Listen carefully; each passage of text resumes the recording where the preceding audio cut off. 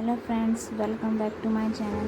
आज हम जानेंगे कि भगवान भोलेनाथ पर कौन सी चीज़ें चढ़ानी चाहिए और कौन सी चीज़ें नहीं चढ़ानी चाहिए। तो शुरू करते हैं। भगवान भोलेनाथ बहुत भोले हैं। उन्हें प्रसन्न करने के लिए बहुत कुछ करने की ज़रूरत नहीं होती है। वो एक लोटा जल और कुछ बेलपत्र से ही प्रसन्न हो जाते हैं, परंतु उनके भक्तगण उन्हें प्रसन्न करने के लिए भूलवश कुछ ऐसी चीज़ें चढ़ा देते हैं जो उन्हें पसंद नहीं, जिससे भोलेनाथ अपने भक्तगण से रुष्ट हो सकते हैं और इसी वजह से उनकी मनोकामनाएं पूरी नहीं होती हैं।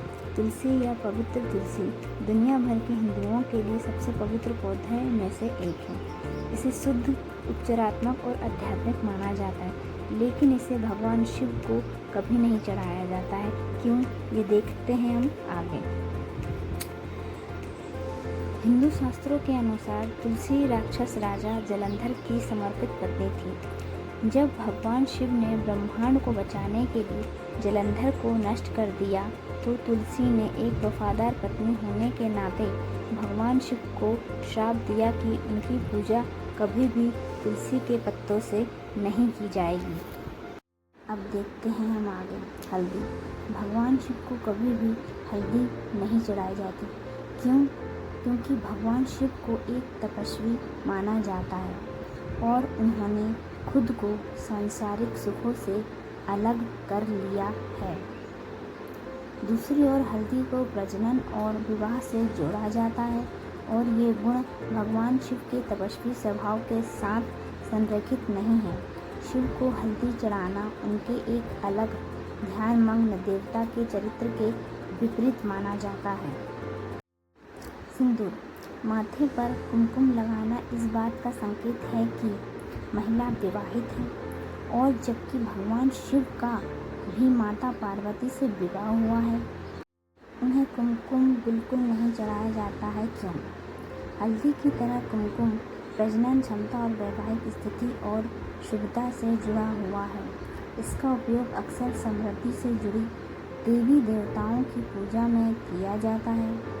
भगवान शिव वैराग्य के प्रतीक होने के कारण इन संघों में नहीं आते हैं।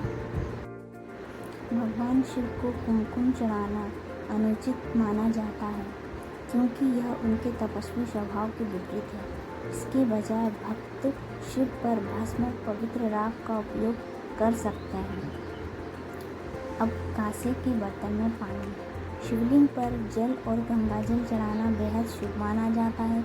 अभिषेक के दौरान भगवान शिव को गंगाजल, शहद, दही, पंचामृत और बहुत कुछ चढ़ाया जाता है, लेकिन आपको यह सुनिश्चित करना चाहिए कि शिवलिंग पर कभी भी कांसे के बर्तन में जल ना चढ़ाएं। ऐसा करना अशुभ माना जाता है और तांबे, चांदी या मिट्टी के बर्तन का उपयोग करना सबसे अच्छा माना जाता है, तो आप इसी का उपयोग करें। शंख हिंदू रीति रिवाजों का एक अहम हिस्सा है। शंख की ध्वनि और कंपन से आसपास का वातावरण शुद्ध होता है और माना जाता है कि शंख बजाने वाले और उसके आसपास रहने वाले लोगों पर इसका सकारात्मक प्रभाव पड़ता है। लेकिन भगवान शिव को शंख कभी नहीं चढ़ाना चाहिए। क्यों?